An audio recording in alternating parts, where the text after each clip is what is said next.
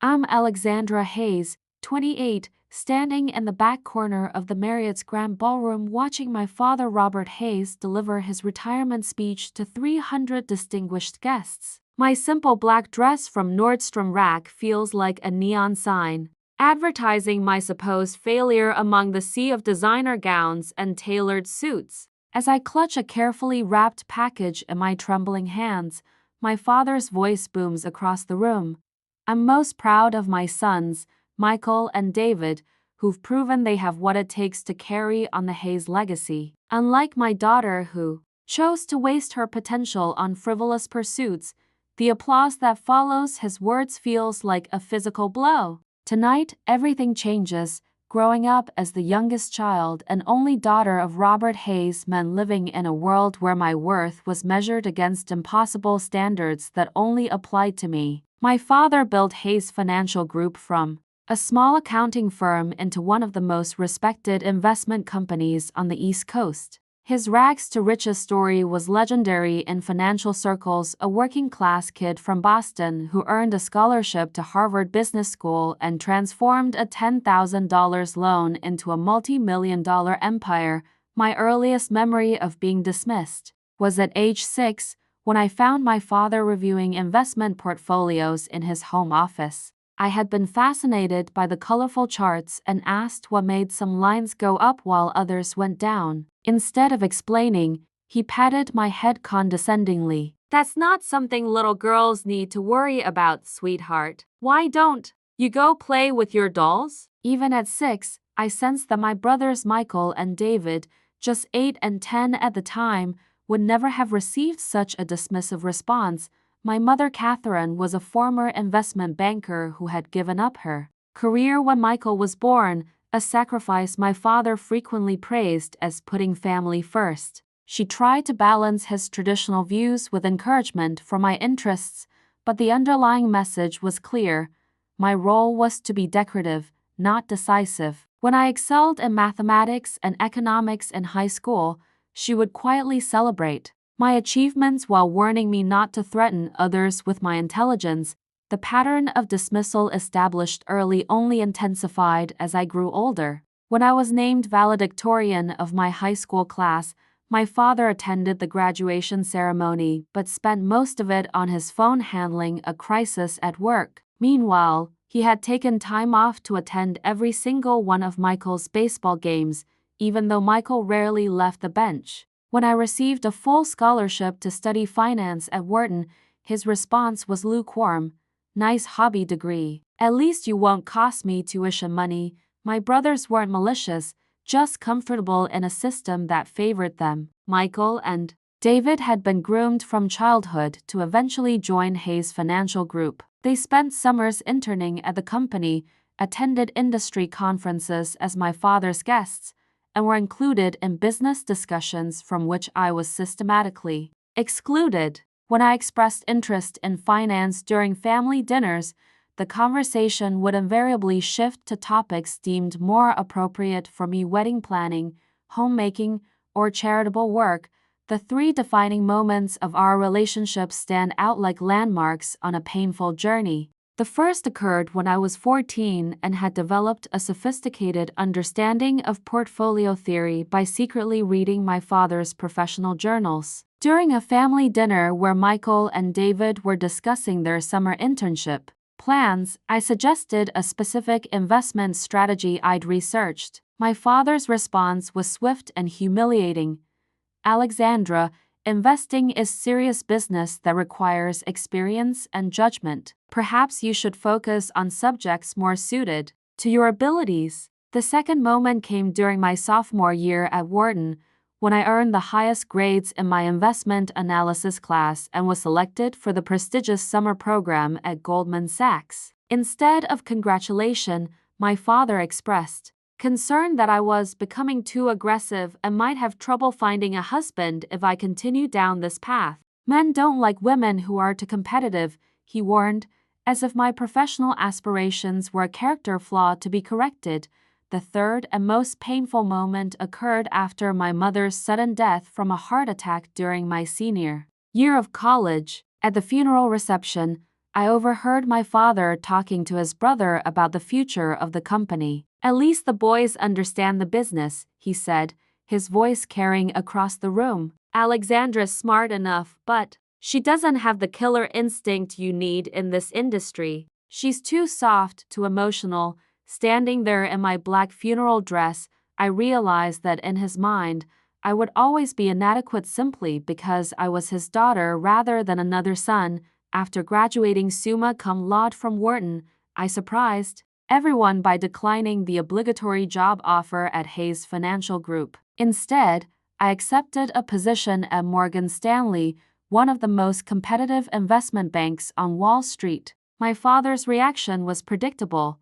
You'll be back within 6 months when you realize what real pressure feels like. This isn't college anymore, Alexandra.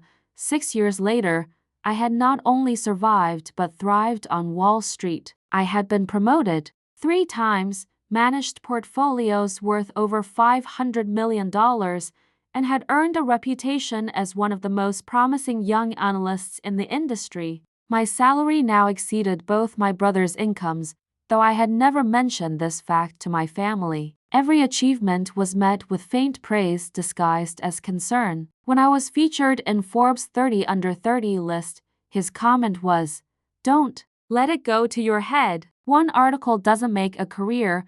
Our relationship had settled into a pattern of polite distance punctuated by obligatory family gatherings where I played the role of dutiful daughter while he played the indulgent father. Tolerating my phase, he would ask superficial questions about my little job while spending hours discussing business strategy with Michael and David, who had both joined Hayes Financial Group straight out of college and were being groomed for leadership positions they hadn't earned. The retirement announcement came via an elegant invitation that arrived at my Manhattan apartment on expensive cardstock. Robert Hayes requests your presence at a celebration of 40 years of excellence in financial services. The event will be held at the Marriott's Grand Ballroom with cocktails, dinner, and what the invitation described as special recognition of those who helped build the Hayes legacy. Marcus, my boyfriend of 3 years and a fellow investment banker, noticed my expression as I read the invitation. "Let me guess," he said, looking up from his laptop. "Your father found a way to make his retirement party about your brothers?" The invitation mentions special recognition for people who helped build the Hayes legacy, I replied, setting the card on our coffee table. "Want to bet I'm not included in that category?" Marcus had witnessed enough Hayes family dynamics during our relationship to understand the subtle cruelties that masqueraded as family tradition. As someone who had also navigated competitive financial environments, he recognized the specific ways my father undermined my confidence while maintaining plausible deniability. 2 weeks before the retirement party, Michael called with an unusual request. "We're putting together a tribute video for Dad," he explained. "Could you write something about what he means to you? Nothing too long, just a paragraph or 2 about his influence on your life."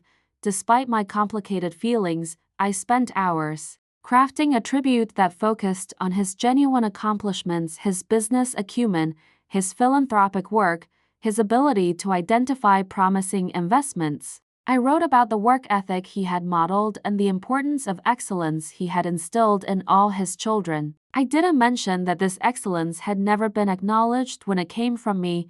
Choosing what to wear required careful consideration. I finally selected a tailored navy dress with subtle designer details, professional enough to command respect, but not so flashy as to upstage the guest of honor. I added my mother's pearl necklace, the one piece of her jewelry that my father had allowed me to keep, and modest heels that wouldn't make me taller than my brothers in photographs. The question of a gift consumed me for days. What do you give a man who has everything he wants materially but has given you so little emotionally? Traditional retirement gifts felt hollow. Golf accessories, luxury watches, travel vouchers. None captured what I wanted to express. A final attempt to make him see me as I truly was, not as he had decided I should be. The answer came during a sleepless night when I was reviewing my professional portfolio. I would give him a comprehensive documentation of my career, not to boast, but to finally show him what his failure had accomplished despite his lack of support. I gathered financial statements showing my income and investment returns, award certificates, press clippings, client testimonials, and performance reviews. I created a professional presentation documenting 6 years of achievements in one of the world's most competitive industries. The centerpiece would be a letter I had written but never sent after being featured in the Wall Street Journal's Rising Stars profile. In it, I had expressed my frustration with his inability to see my success and my sadness that my mother hadn't lived to see me prove myself in the financial world she had once loved. I sealed everything in an elegant portfolio case with a card that read, "For Dad, from your biggest disappointment." I hope this helps you understand what I've been building while you were looking the other way the night before the retirement party.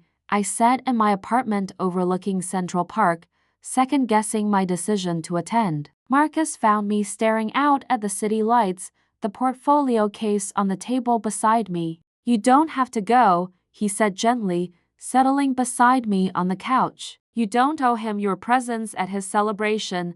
"I know," I replied, "but I need to do this. Not for him, but for me. I need to finally stop hoping for something that's never going to happen naturally." "And you think giving him that portfolio will change anything?" I considered his question carefully. "Maybe not, but at least I'll know I tried one last time to show him who I really am. After that, I can move forward without wondering what if." The Marriott's grand ballroom was everything I had expected: crystal chandeliers, white linens, and elaborate floral arrangements that probably cost more than most people's monthly rent. Hayes Financial Group banners hung strategically around the room, displaying the company logo alongside slogans like "4 decades of excellence" and "Building wealth, building futures." I arrived precisely on time, noting the photographer capturing arrivals against a branded backdrop. The cocktail hour was already underway, with financial industry luminaries mingling over champagne and strategically networked conversations. I recognized faces from business magazines and conference panels, the kind of influential people my father had cultivated relationships with over 4 decades. "Alexandra, how wonderful to see you," gushed Patricia Wellington, wife of one of my father's longtime clients. "You look lovely." "Still working at that investment bank?" "Yes, I'm still at Morgan Stanley," I replied, noting how she framed my career as a temporary diversion rather than a serious profession. "How exciting for you," she responded with the kind of enthusiasm typically reserved for children's hobbies. "Your father must be so proud." Similar interactions followed throughout the cocktail hour. Business associates expressing mild surprise that I was still playing at being an investment banker, subtle suggestions that I must be looking forward to settling down and starting a family, questions about when I might join the real family business. No one asked about my actual work, my clients, or my professional achievements. I was still seen as Robert Hayes' daughter first and foremost, rather than as Alexandra Hayes, successful investment banker.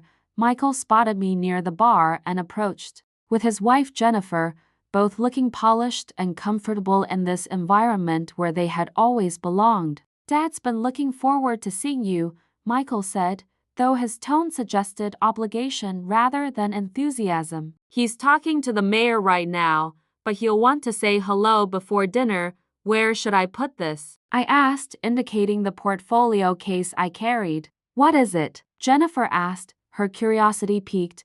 "Just a retirement gift," I replied vaguely. "Something personal." David joined our small group, completing the Hayes sibling trinity that had defined my childhood. "Mom would have loved this," he said, surveying the elegant ballroom. "Remember how she always said Dad deserved recognition for what he built?" The mention of our mother created a moment of shared melancholy. Despite our different relationships with our father, we all missed her steadying presence and diplomatic skills. She had been the buffer between his rigid expectations and our individual personalities, the translator who helped us understand each other's perspectives. She would have been proud of all of us, I said carefully, not wanting to create tension. Before the formal program began, absolutely, Michael agreed. Dad always says the company's success is built on family values. The irony of his statement wasn't lost on me,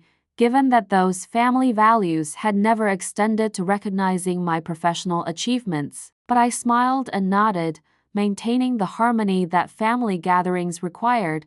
Dinner was announced at 7 o'clock, and I found my assigned seat at table 12, positioned in what I recognized as the family, friends, and distant relatives section rather than at the head table where my brothers sat with their wives flanking our father. The portfolio case rested against my chair as servers delivered the first course, a lobster bisque that I couldn't taste past the tightness in my throat. The formal program began after the main course, which I had barely touched. A large screen descended from the ceiling as the lights dimmed for the tribute video. Soft music accompanied a montage of images. My father as a young entrepreneur breaking ground on his first office building, shaking hands with governors and senators, receiving various industry awards and recognition.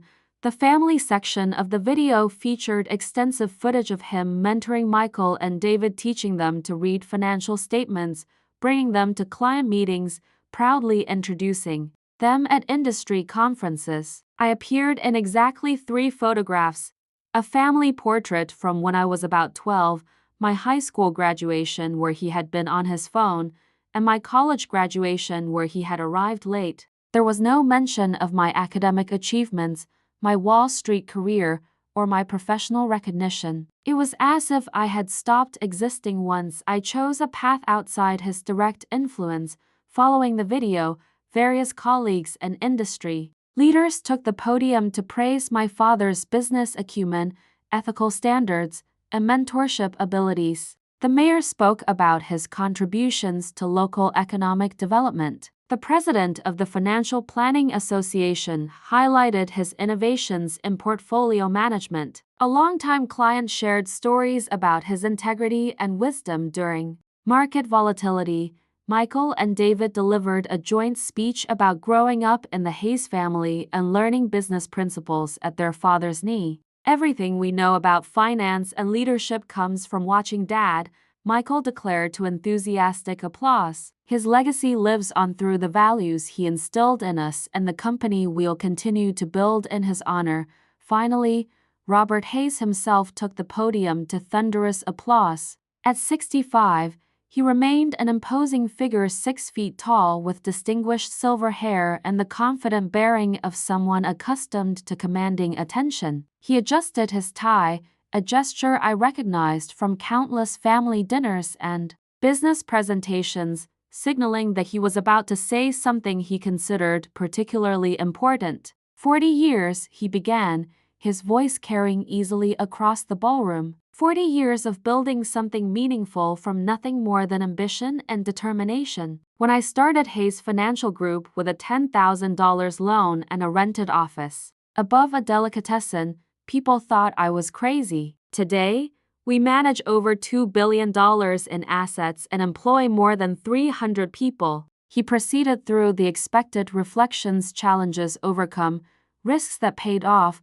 loyal employees who had contributed to the company's success. He spoke about the importance of mentorship, ethical leadership, and building for the future rather than just the present quarter's profits. But if you asked me what I'm most proud of after 4 decades in this business, he continued, his tone becoming more personal, the answer would be simple. I'm proud of the legacy I'm leaving in my sons, Michael and David. He gestured toward the head table where my brothers sat, both beaming with pride. They've proven they have what it takes to carry Hayes Financial Group into the future. They understand sacrifice, strategy, and the responsibility that comes with stewardship of other people's wealth. A pause during which his gaze seemed to scan the room before settling briefly in my direction. Unlike some people who had every advantage but chose to waste their potential on other pursuits, my sons understand what real success requires.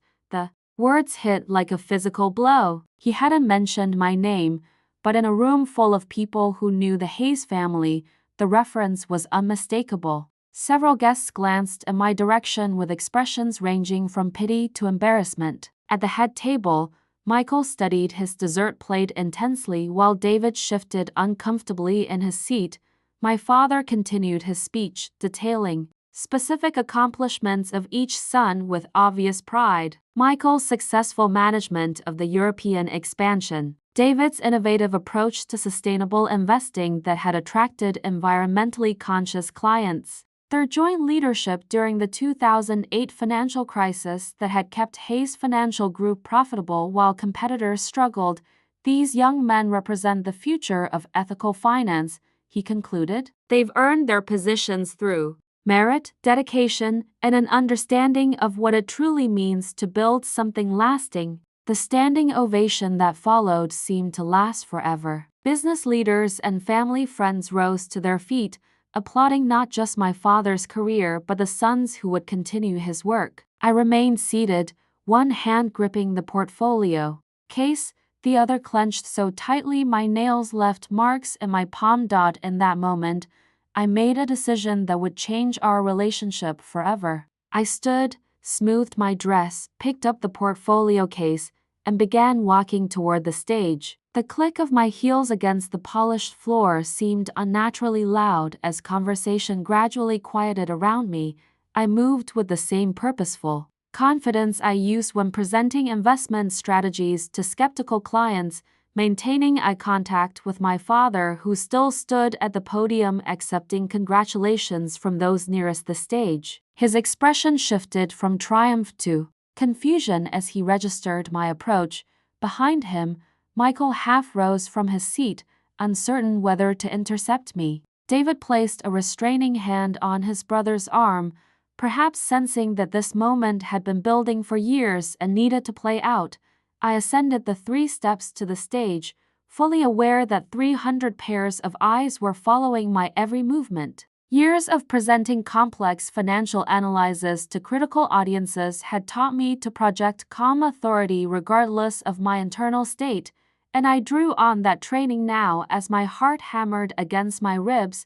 Congratulations on your retirement, Dad, I said when I reached the podium, my voice steady despite the emotional earthquake occurring inside me. I brought you something. I extended the portfolio case toward him. He didn't immediately take it, his expression somewhere between annoyance and alarm at this unexpected disruption of his carefully orchestrated evening.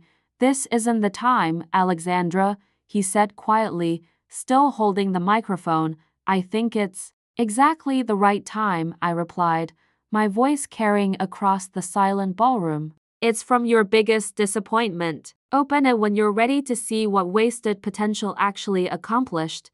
I placed the case in his hands, turned away from the microphone, and walked off the stage with the same measured pace I had used to approach it. The silence in the ballroom was absolute as I descended the steps and continued past the head table where my brothers sat frozen in shock. I walked past the tables of business associates with their stunned expressions, past the family friends who suddenly found their dessert plates fascinating, through the grand double doors and into the hotel lobby where the subdued lighting and sparse occupancy provided blessed relief from the scrutiny I had just endured. Only when I reached my car in the parking garage did my composure finally crack. Tears blurred my vision as I fumbled with the keys, the reality of what I had just done hitting me like a delayed shock wave. I had publicly challenged Robert Hayes, the untouchable patriarch, in front of the most important people in his professional world. I managed to drive 3 blocks before I had to pull over, overcome by the magnitude of what had just occurred. There would be no going back from this moment. I had burned the bridge of polite family dysfunction and entered uncharted territory where our relationship would either transform completely or end entirely. My phone began buzzing almost immediately. Text messages from Michael. What was in the case? Followed by, are you okay? From David.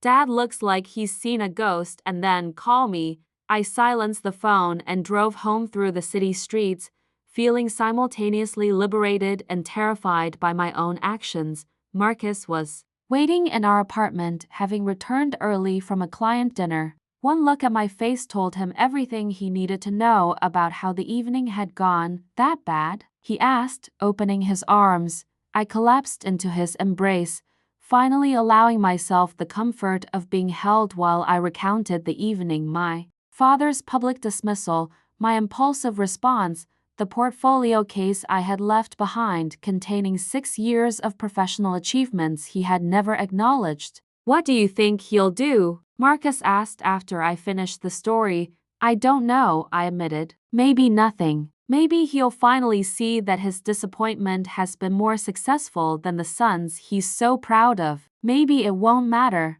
anymore." But even as I spoke those words, I knew they weren't entirely true. It did matter, or I wouldn't have spent weeks preparing that portfolio. Despite everything, part of me still hoped that Robert Hayes might finally see me for who I actually was rather than who he had decided I should be.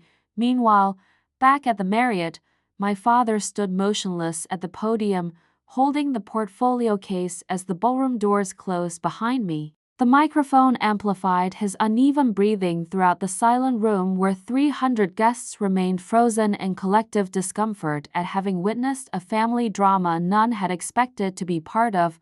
Michael approached the stage, his diplomatic instincts kicking in. "Dad, we should probably continue with the program," he suggested quietly. "We can deal with this later," but Robert Hayes shook his head, his fingers gripping the portfolio case with surprising intensity. Without a word to his son or any explanation to the bewildered guests, he began methodically opening the case right there at the podium. The microphone picked up each sound, the click of the latches, the whisper of papers being shuffled, his sharp intake of breath as he began to understand what he was looking at. One by one, he removed the contents and placed them on the podium surface where the nearest tables could see them clearly. First came my Morgan Stanley business card with Vice President, Investment Management printed beneath my name. Then my most recent performance review showing ratings in the top 5% of all company analysts. Financial statements documenting my portfolio performance and personal investment returns that exceeded industry averages. Press clippings from the Wall Street Journal, Forbes, and Financial Times featuring my analysis and market predictions, a certificate recognizing my contribution to a landmark sustainable investing initiative that had attracted over $200 million in new assets, client testimonials praising my analytical skills and strategic insights, letters from industry organizations inviting me to speak at conferences and serve on professional committees. Finally, the letter I had written but never sent, my attempt to explain the pain of being dismissed by the person whose approval I had desperately wanted. He read it silently, his expression transforming from confusion to something more complex as he processed not just my professional achievements but the emotional cost of his dismissal. The letter concluded, "I learned to be strong by being your daughter, even when you couldn't see my strength. I built a career you would be proud of if you had ever bothered to look. I hope someday you understand that success comes in many forms, and that your biggest disappointment might actually be your greatest achievement." Robert Hayes stood at the podium, surrounded by the evidence of his daughter's success he had dismissed, minimized, or ignored for years. The microphone captured his audible swallow as he attempted to process this new reality in front of 300 witnesses to his previous dismissal of my career.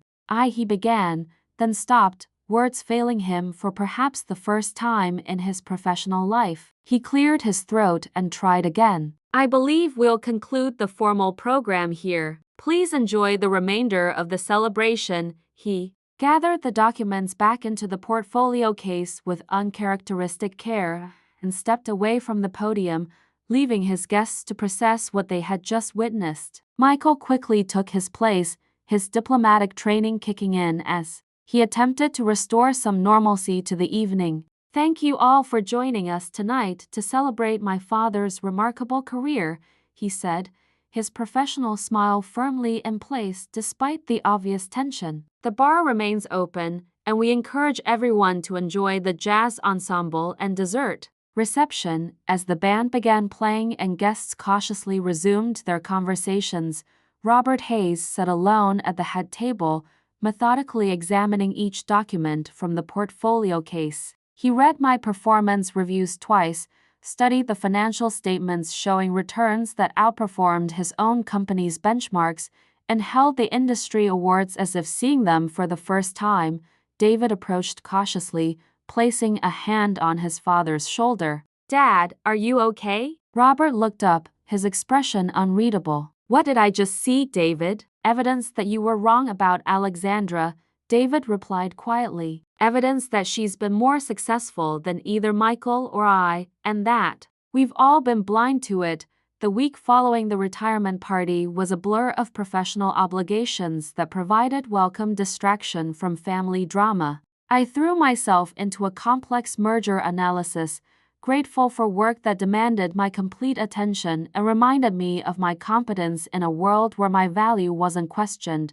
My colleagues at Morgan Stanley were too professional to ask directly. About the incident, Wall Street gossip traveled fast, and several people had connections to Hayes Financial Group, but I sensed increased respect in their interactions with me. Standing up to Robert Hayes, regardless of the family relationship, had apparently impressed people who understood how difficult it was to challenge powerful figures in the financial industry. My father left 12 voicemails in the days following the party. I didn't listen to any of them, not ready to hear whatever combination of anger, justification, or manipulation he might have prepared. Sophia, my closest friend since business school, urged me to at least hear what he had to say. Maybe he actually learned something, she suggested over lunch at our usual spot near the Morgan Stanley building. Public humiliation has a way of clarifying things for powerful men.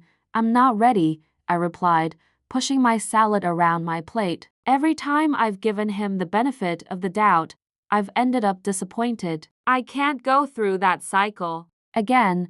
Marcus was more direct when I discussed it with him that evening. "You've spent 28 years hoping he would see you," he pointed out as we shared takeout Chinese food in our apartment. "At what point do you accept that he might not be capable of change?" 3 weeks after the retirement party, an unexpected visitor appeared at my office. Michael stood in my doorway looking uncharacteristically rumpled, his usually perfect appearance showing signs of stress and sleepless nights. "Can we talk?" he asked, hovering at the threshold as if uncertain of his welcome. I gestured to the chair across from my desk, saving my work before giving him my full attention. "This is a surprise." Michael ran a hand through his hair, a nervous gesture I remembered from childhood. "Dad hasn't been the same since the party, Alex. He's been reviewing your portfolio documents obsessively. He's called meetings with the board about implementing sustainable investing strategies like yours. He's even suggested bringing in outside consultants to evaluate our performance metrics." "That's not my problem, Michael," I replied, keeping my voice neutral despite the unexpected concern I felt. Robert Hayes had never been introspective about business decisions, let alone personal ones. "He wants to see you," Michael continued, "but he knows he doesn't deserve your time after what he said that night. He's been asking us how to apologize for something he can't really fix." I studied my brother's face, looking for signs of manipulation or strategic positioning, but Michael seemed genuinely distressed, caught between loyalty to our father and recognition of the harm that had been done. "Why are you here, Michael?" I asked finally, "because watching him realize what he's lost is painful," he admitted. "And because David and I have been talking about our own behavior. We enabled this for years, Alex. We let him dismiss you because it was easier than challenging him, and because, frankly, it benefited us." His honesty surprised me. Michael had always been the diplomat, smoothing over conflicts rather than acknowledging their deeper causes. "We've been reviewing your work," he continued, "the portfolio performance data, the client testimonials, the industry recognition. We had no idea what you've accomplished, and that's our fault for never asking. You never wanted to know," I pointed out. It was easier to accept Dad's narrative that I was wasting my potential. "You're right," he said simply. "And I'm sorry." For that. We're both sorry. After Michael left, I tried to focus on work but found myself distracted by this unexpected development. The Robert Hayes I knew didn't admit mistakes or show vulnerability. If he was really struggling with what he had learned about my career, it suggested a level of self-reflection I hadn't thought him capable of.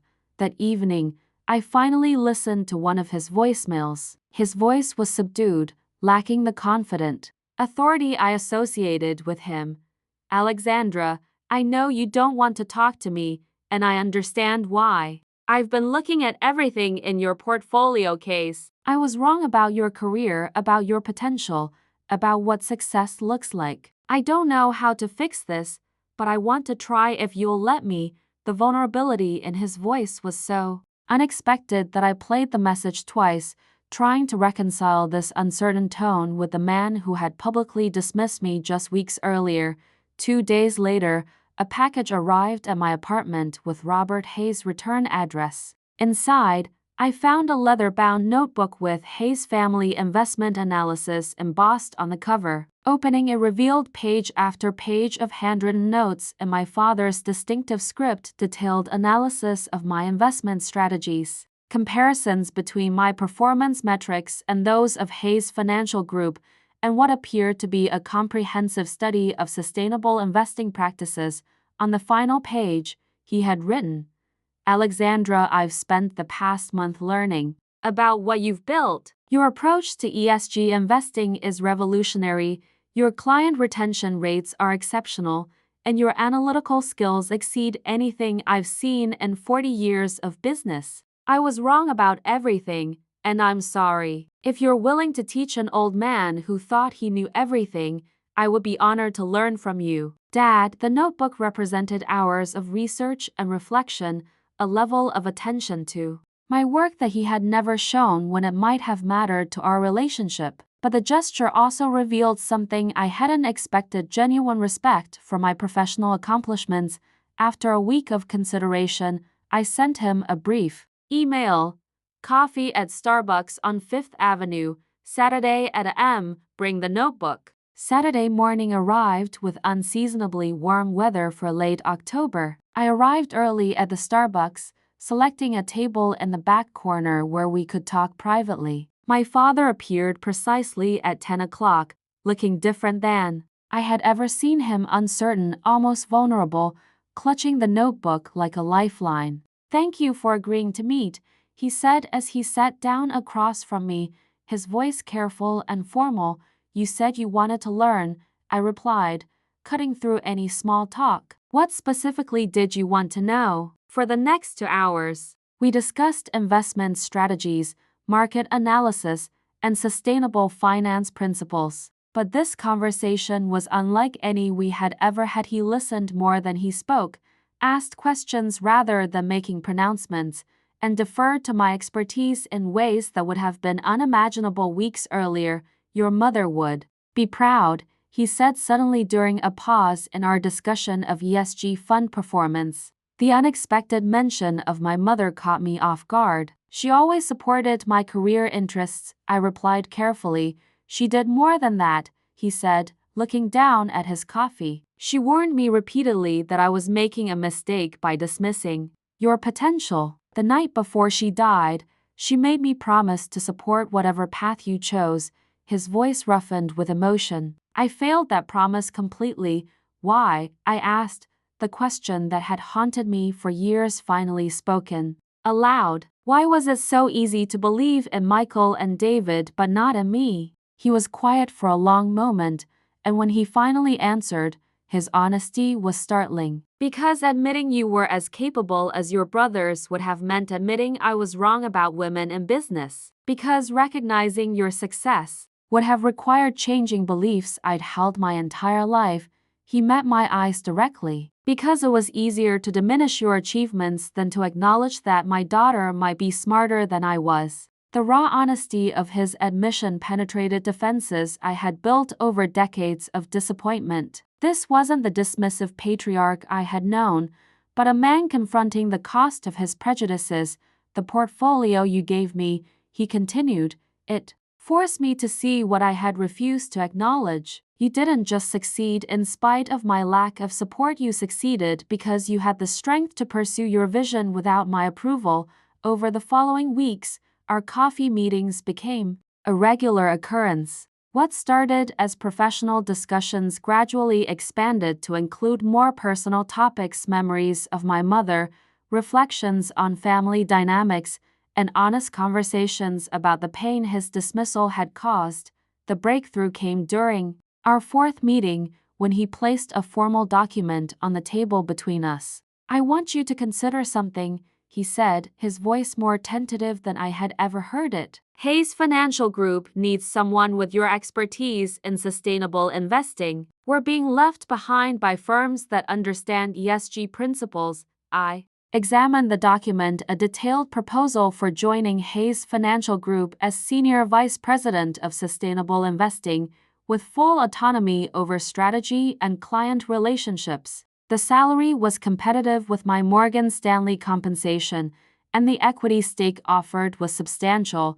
"This isn't charity," he said quickly, perhaps reading skepticism in my expression. "This is recognizing expertise the company needs. Your track record speaks for itself." "After everything that's happened," I said slowly, "why would you want me to work with you?" "Because you're the best at what you do," he replied simply. "Because the company needs to evolve, and you understand where the industry is heading. And because I want the chance to work with my daughter as an equal, something I should have offered years ago."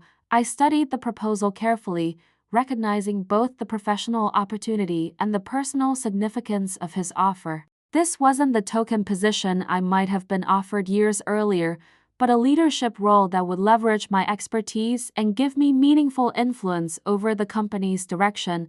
"I'll need complete autonomy over sustainable investing strategy," I said finally. "No interference, no second-guessing, no suggestions that I'm too ambitious or aggressive." "Agreed," he said immediately. "And I want to restructure the performance evaluation system to include ESG metrics and long-term value creation, not just quarterly profits."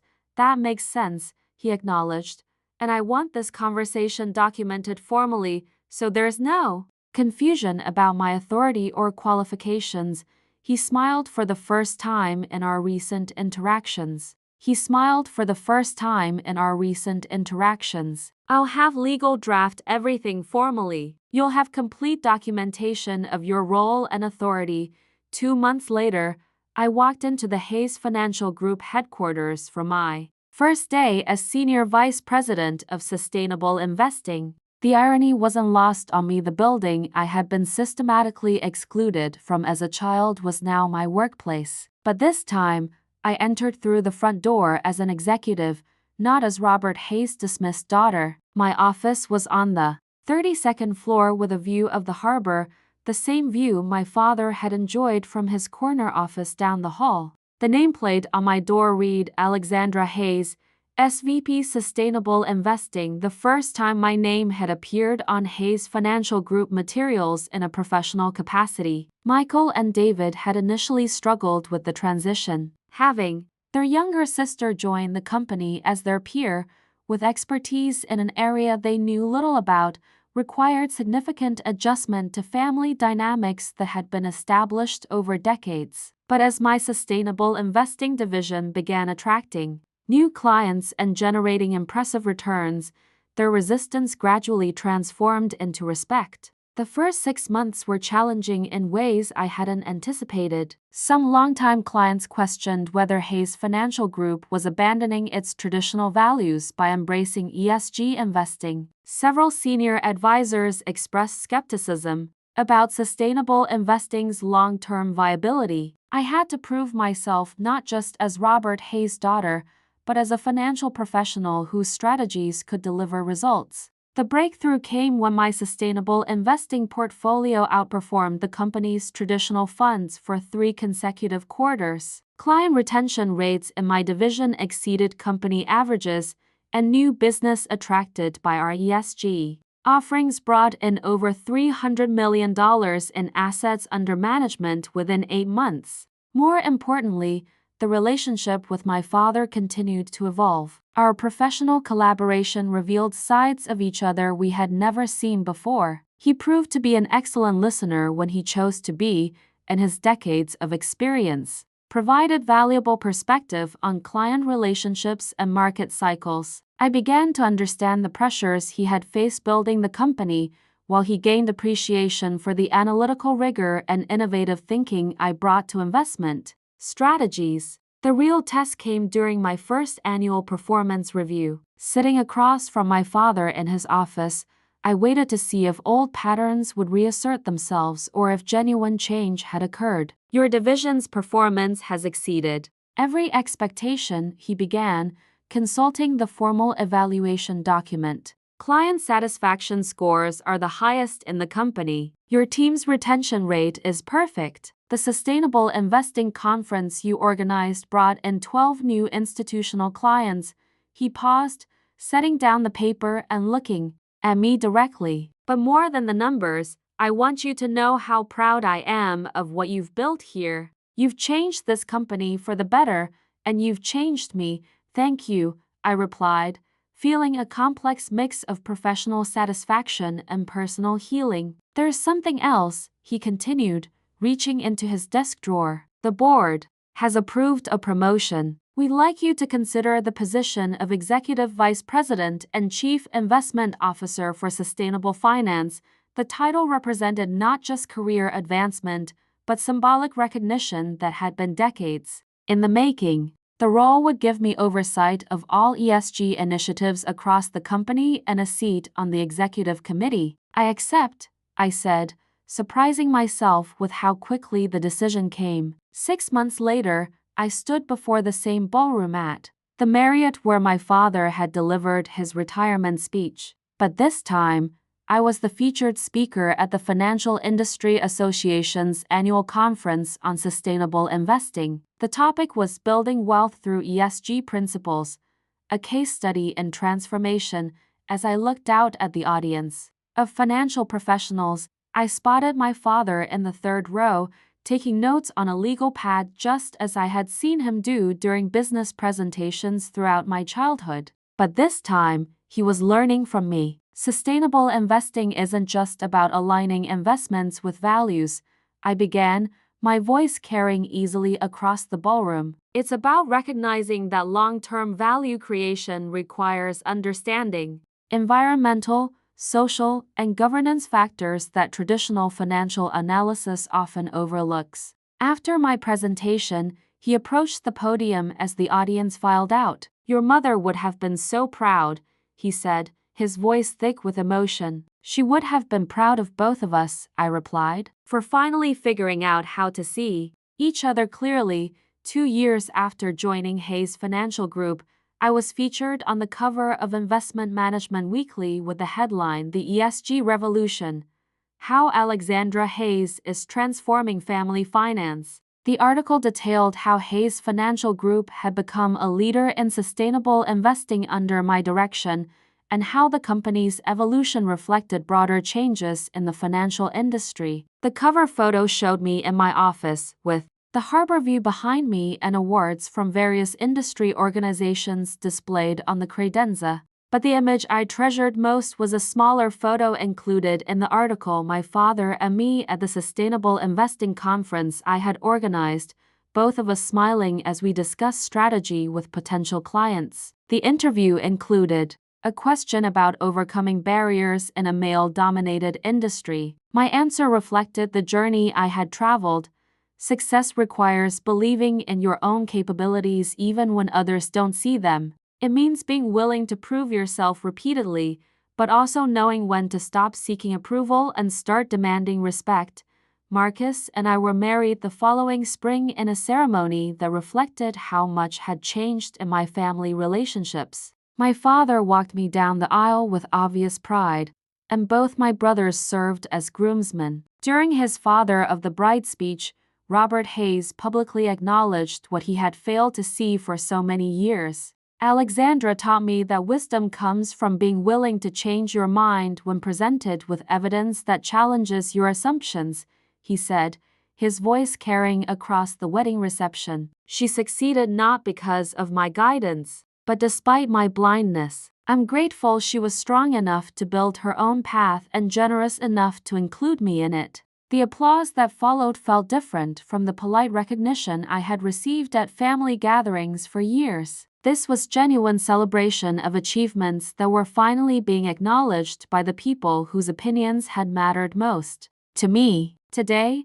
5 years after that confrontation at the retirement party, Hayes Financial Group manages over $4 billion in assets, with my sustainable investing division responsible for nearly half of that growth. I've been promoted to Chief Investment Officer, making me the first woman to hold that position in the company's history. More importantly, the relationship with my father has evolved into something I never thought possible: a genuine partnership based on mutual respect and shared commitment to excellence. We still disagree on strategy sometimes, but our disagreements are professional discussions between equals rather than dismissals based on outdated assumptions. The portfolio case I gave him that night at the Marriott sits on his desk now, not as a rebuke but as a reminder of the cost of assumptions and the value of really seeing the people we claim to love. Sometimes I catch him looking at it during meetings, and I wonder if he's remembering the daughter he almost lost by refusing to see the woman she had become.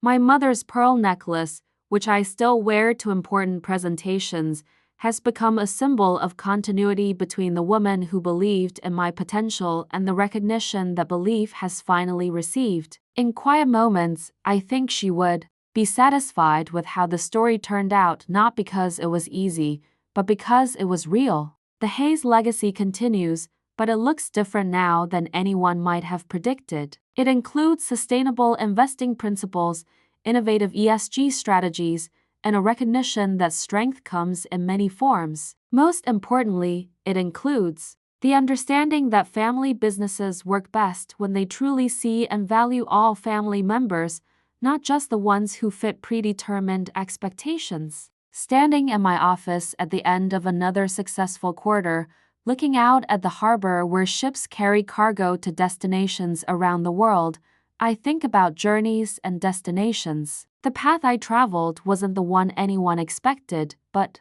it led to a place where professional success and personal healing could finally coexist. The girl who was told to worry about dolls instead of investments grew up to revolutionize the very industry that had dismissed her. And sometimes that's exactly the kind of legacy worth building.